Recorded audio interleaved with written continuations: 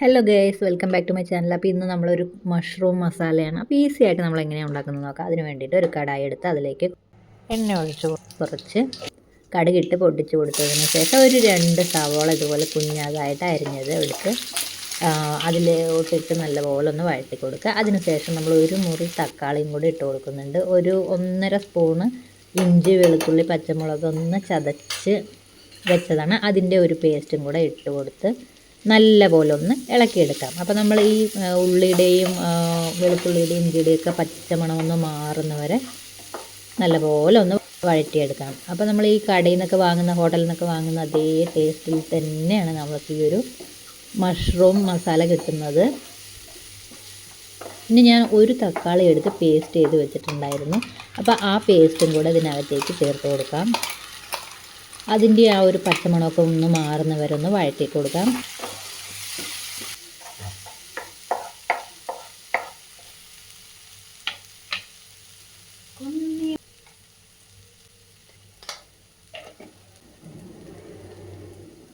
രണ്ട് സ്പൂണ് മുളക് പൊടിയും 1 സ്പൂണ് മല്ലിപ്പൊടി, 1/2 സ്പൂണ് മഞ്ഞൾപ്പൊടി, ഇത് മൂന്നും കൂടെ അതിനകത്തേക്കിട്ട് ഒന്ന് വഴറ്റി ഒന്ന് ചൂടാക്കി എടുത്തതിന് ശേഷം നമ്മൾ ഈ മിക്സ് ചെയ്ത് വെച്ചിരിക്കുന്ന ഉള്ളി എല്ലാം കൂടെ ഒന്ന് അഡ്ജസ്റ്റ് ചെയ്ത് ഇളക്കാവുന്നതാണ്. അതിനുശേഷം നമ്മൾ കുറച്ച് മല്ലിയിലയും കൂടി ഇട്ട് കൊടുത്ത് ആവശ്യത്തിനുള്ള ഉപ്പും കൂടെ ചേർത്ത് കൊടുത്ത് നല്ലപോലെ ഒന്ന് കൂടെ ഇളക്കിയെടുക്കാം.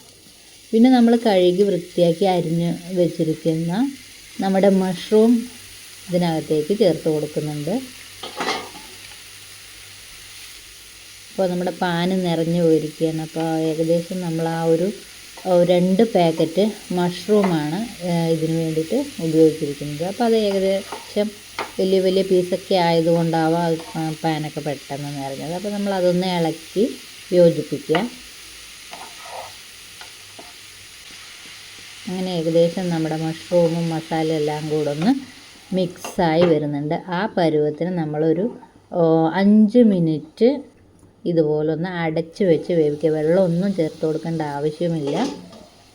നമ്മൾ അടച്ച് വെച്ച് വേവിക്കുമ്പോൾ തന്നെ മഷ്റൂമിലുള്ള വെള്ളം മുഴുവൻ ഇതിനകത്തേക്ക് ഇറങ്ങി വന്നിട്ടുണ്ട്.